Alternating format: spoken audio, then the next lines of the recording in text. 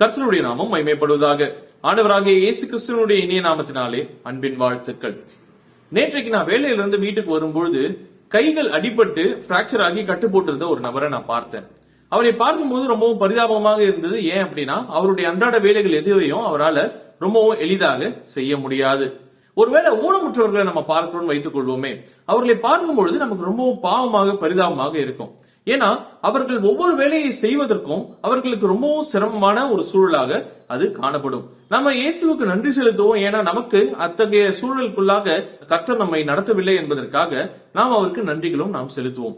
இப்படி உடல் ஊனமுற்றவர்களை பார்க்கும் பொழுதெல்லாம் பரிதாபப்படக்கூடிய நாம அநேக நேரங்கள்ல நாமும் ஊனமுற்றவர்களாக நடந்து கொள்கிறோம் என்பதை நாம் மறந்து விடுகிறோம். நான் சொல்லக்கூடிய இந்த ஊனமானது சரீர பிரகாரமான ஊனம் கிடையாது. அதற்கு பதிலாக ஆவிக்குரிய நிலைமையிலே ஊனமுற்றவர்களாக நாம் காணப்படுகிறோம் என்பது நிதர்சனமான உண்மை. நாம் ஆவிக்குரிய ஜீவியம் தான் ஜீவிக்கிறோம், அதுல எந்த ஒரு சந்தேகமும் கிடையாது. ஆனால் சில சூழல்கள் வரும் பொழுது, சில கடினமான சூழல்களுக்குள்ளாக நாம் கடந்து போகும் பொழுது, அல்லது நம்முடைய வாழ்க்கையினுடைய சிறு சிறு விஷயத்துல நாம் ஆவிக்குரிய நிலைமையில ஊனமுடையவர்களாக நாம் காணப்படுகிறோம் என்பதை நாம் மறந்து விடுகிறோம். அப்படி ஆவிக்குரிய ஊனம்னா என்ன, அதுல எத்தனை வகைகள் இருக்கிறது, அது என்னென்ன என்பதை குறித்து தான் நாம் சிந்திக்க போகிறோம். இன்றைக்கு தியானத்திற்காக ஒரே ஒரு ஆவிக்குரிய ஊனத்தை குறித்து மாத்திரம் நான் உங்களிடத்துல பேச வேண்டும் என்று சொல்லி விரும்புகிறேன். நாம் எடுத்துக்கொள்ள போகிற அல்லது தெரிந்து கொண்ட இன்றைக்கான ஆவிக்குரிய ஊனம் என்னவென்று சொன்னால், ஆவிக்குரிய நிலைமையிலே குருடர்களாக இருப்பதுதான் இன்றைக்கு நாம் சிந்திக்க போகிற காரியம். நான் ஒரு வசனத்தை வாசிக்க விரும்புகிறேன். 2 கொரிந்தியருடைய புத்தகம் அதனுடைய 4வது அதிகாரம் அதனுடைய 4வது வசனம் இப்படியாக சொல்லுகிறது: தேவனுடைய சாயலாய் இருக்கிற கிறிஸ்துவின் மகிமையான சுவிசேஷத்தின் ஒளி அவிசுவாசிகளாகிய அவர்களுக்கு பிரகாசமாய் இராதபடிக்கு இப்பிரபஞ்சத்தின் தேவனானவன் அவர்களுடைய மனதை குருடாக்கினான் என்று சொல்லி வேதாவும் சொல்லக்கூடியதாக இருக்கிறது. சரியா? இதுல இருந்து நாம் தெரிந்து கொள்ள போகிற ஒரு சில காரியங்களை மாத்திரம் நான் உங்களிடத்துல சொல்ல விரும்புகிறேன். முதலாவதாக, நம்மை குருடாக்கக்கூடிய நபர் யார் என்பதை நாம் அறிந்திருக்க வேண்டியது அவசியம். இங்க அவிசுவாசிகளை குறித்து சொல்லப்பட்டு இருக்கு. ஆனால் அவிசுவாசிகளை போல நாமும் குருடாக்கப்படக்கூடாது என்பதுதான் இந்த வசனம் நமக்கு தெளிவாக சொல்லக்கூடியதாக இருக்கிறது. அவிசுவாசிகளை குருடாக்கக்கூடிய நபர் யார் என்று சொன்னால் பிசாசானவனாக இருக்கிறான். எதற்காக குருடாக்குகிறான் என்று சொன்னால், கர்த்தராகிய இயேசு கிறிஸ்துவை பற்றின சுவிசேஷத்தை இவர்கள் அறிந்து கொள்ளாதபடிக்கு. இதை நான் இன்னொரு வகையில சொல்ல வேண்டும் என்று சொன்னால், கர்த்தராகிய இயேசு கிறிஸ்து மேசியாதான், அவர்தான் நம்மை பாவத்திலிருந்து விடுவிப்பார் என்பதை அவிசுவாசிகள் புரிந்து கொள்ளாதபடிக்கு இவர்களுடைய மனதை குருடாக்கக்கூடிய வேலையை தான் பிசாசானவன் செய்யக்கூடியவனாக இருக்கிறான். அப்ப முதலாவதாக நாம் அறிந்து கொள்ள வேண்டியது, ஆவிக்குரிய நிலைமையில ஒரு மனிதன் குருடாகிறான் என்று சொன்னால் அது பிசாசனுடைய செயல்பாடாக இருக்கிறது. ஒருவேளை பிசாசு இதை செய்துவிட்டால் கர்த்தராகிய இயேசு கிறிஸ்துவை நோக்கி பார்க்க வேண்டிய அந்த கண்கள் குருடாகிவிடும். கர்த்தராகிய இயேசு கிறிஸ்துவை மேசியா என்று சொல்லி நாம் அறிந்து கொள்ளாதபடிக்கு கண்கள் குருடாகிவிடும் என்பதை நாம் நினைவில் கொள்ள வேண்டிய முதலாவது விஷயம். அதனுடைய இன்னொரு உள்ளான அர்த்தம் என்னவென்று சொன்னால், நாம் ஆவிக்குரிய நிலைமையிலே குருடாகாதபடிக்கு, அல்லது நம்மை ஆவிக்குரிய நிலைமையிலே பிசாசானவன் குருடாக்காதபடிக்கு நாம் பார்த்து கொள்ள வேண்டியது அவசியமாக இருக்கிறது என்பதை முதலாவதாக நாம் தெரிந்து கொள்ள வேண்டும்.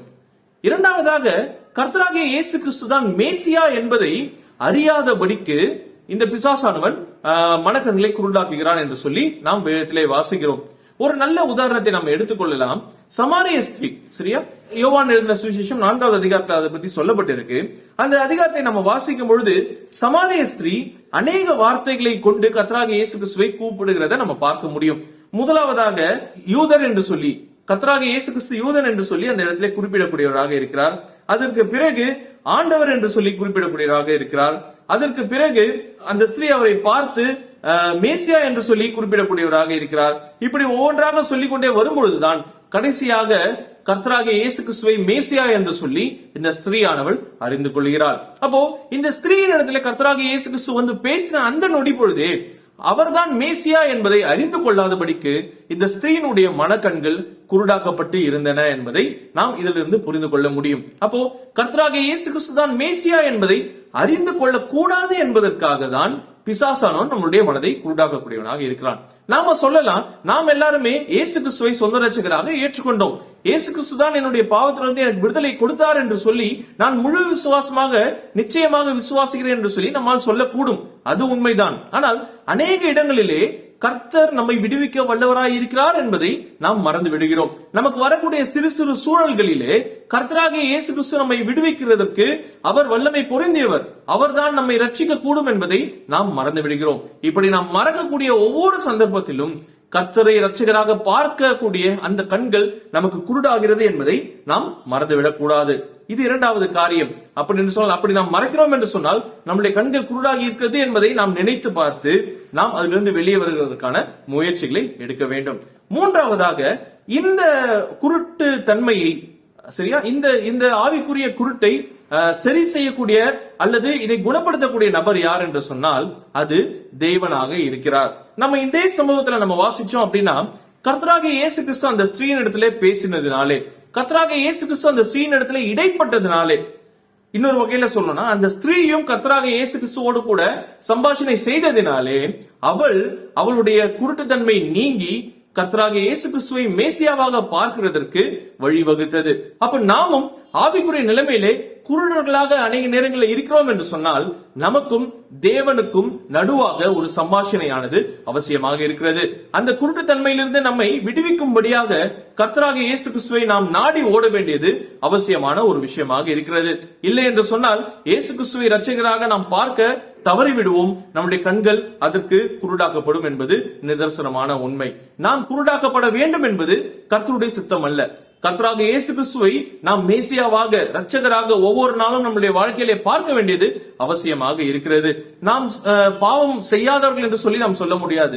ஒவ்வொரு நாளும் ஒவ்வொரு நொடி பொழுதும் நாம் அறிந்தோ அறியாமலோ பாவம் செய்யக்கூடியவர்களாக இருக்கிறோம். நம்முடைய பாவத்திலிருந்து நம்மை ஒவ்வொரு நாளும் விடுவிக்கக்கூடியவராக கர்த்தராகிய இயேசு கிறிஸ்து இருக்க வேண்டும். நாம் கடந்து போகக்கூடிய சூழல்களிலே நமக்கு வரக்கூடிய எல்லா இன்னல்களில் இருந்தும் நம்மை விடுவிக்கக்கூடியவர் கர்த்தராகிய இயேசு கிறிஸ்துவாக இருக்க வேண்டும். கர்த்தராகிய இயேசு கிறிஸ்துவை மேசியாவாக விடுவிக்கக்கூடியவராக எந்நேரமும் நம்முடைய வாழ்க்கையிலே பார்க்க வேண்டியது அவசியமாக இருக்கிறது. அதற்கு தடையாக வரக்கூடிய இந்த ஆவிக்குரிய குருட்டுத்தன்மையை நாம் அறவே ஒழிக்க வேண்டும் என்று சொன்னால் கர்த்தருடைய சம்பாஷணை, அவரோடு கூட நமக்கு சம்பாஷணை அவசியம். அவரோடு கூட அவருடைய உதவியை நாம் நாட வேண்டியது அவசியமான ஒரு காரியமாக இருக்கிறது.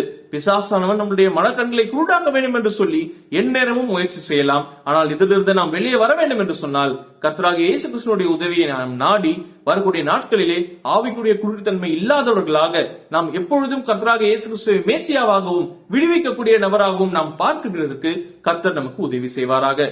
கர்த்தருடைய நாமம் மாத்திரமே மகிமைப்படுவதாக. ஆமென்.